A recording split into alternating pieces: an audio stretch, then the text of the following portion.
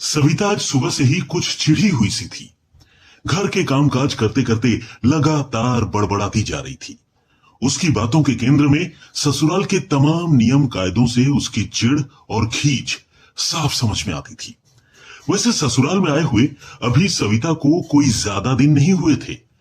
पिछली 1 तारीख को ही तो आलोक ने सविता से उसकी शादी के 6 महीने पूरे होने की खुशी में एक छोटा सा सेलिब्रेशन किया था। ऐसे में आलोक के साथ साथ उसकी बुजुर्ग मां को भी नई नवेली बहू का ये व्यवहार थोड़ा अजीब लग रहा था।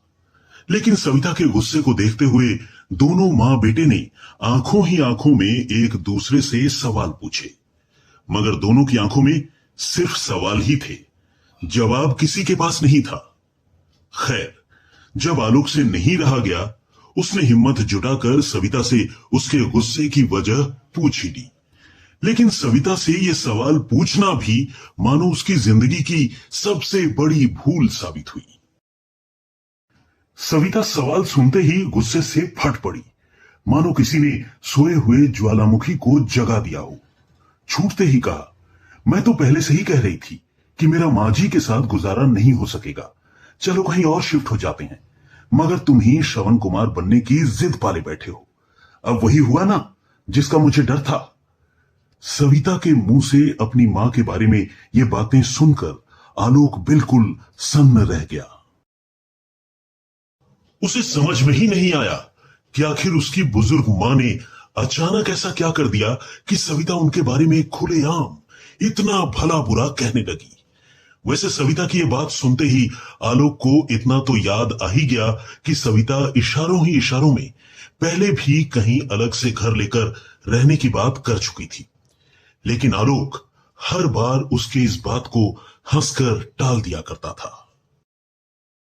लेकिन इस बार सविता ने जिस तरह दो टूक लहजे में आलोक की मां यानी अपनी सास से अलग होकर रहने की बात कही थी, उसने आलोक को सोच में डाल दिया था। खैर, आलोक ने भी हिम्मत करके सविता से अगला सवाल पूछा, तुम बताओ तो सही बात क्या है? मां ने आखिर ऐसा क्या कर दिया? अब सविता एक ही सांस में कह गई, अभी कल शाम को ही मैंने इस ड्रेसिंग टेबल के ऊपर अपनी नेकलेस रखी थी और अभी देखती क्या हूं कि वो गायब है, जबकि कल से लेकर अभी तक हम तीनों के सिवाय इस कमरे में कोई आया ही नहीं। आलोक को ऐसा लगा मानो किसी ने उसके सिर पर एक साथ 100 एटम बम फोड़ दिए हों। आलोक अपनी जिस मां को भगवान से बढ़कर मानता था, उसकी नई नवेली बीवी उन्हें ही चोर करार देने पर तुली थी, और वो भी पूरी बेशर्मी से ऊंची आवाज में।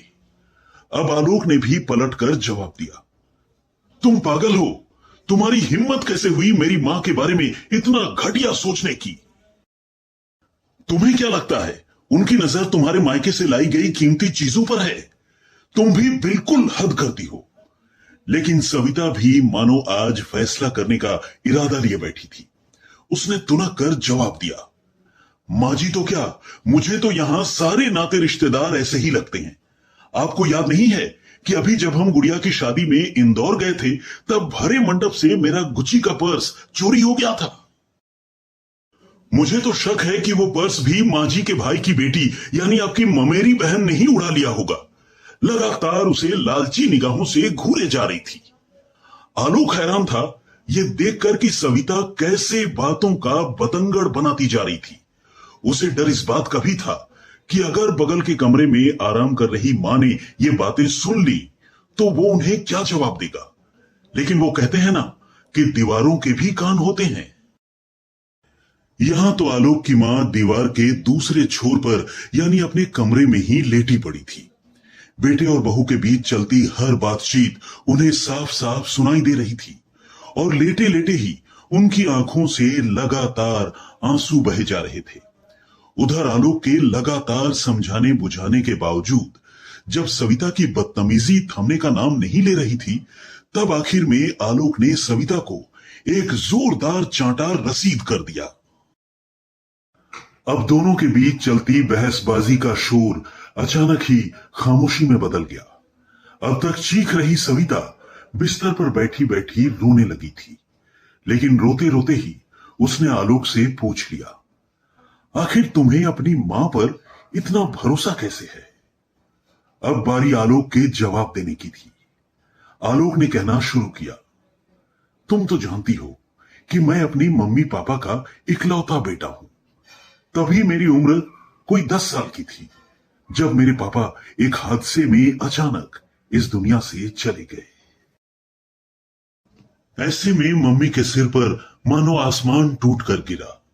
गम तो उन्हें था ही, रातों रात उन पर अपनी जिंदगी बसर करने के साथ साथ मेरे परवरिश की भी जिम्मेदारी आ गई। मां अब तक एक हाउसवाइफ थी। उन्होंने बाहर की दुनिया इतनी देखी नहीं थी, लेकिन हालात के मारे उन्हें अब वो सब कुछ करना पड़ा जो उन्होंने सपने में भी नहीं सोचा था। मां मेरी पढ़ाई और दूसरी जरूरतों का ख्याल रखने के लिए दूसरों के घरों में झाड़ू बर्तन का काम तक करने को मजबूर हो गई। उन्हें जो पैसे मिलते थे वो हम दोनों के गुजारे के लिए काफी कम था। ऐसे में मां ने मेरे लिए कितना त्याग किया और कितनी मुसीबतें झेली, ये सिर्फ मैं ही जानता हूं।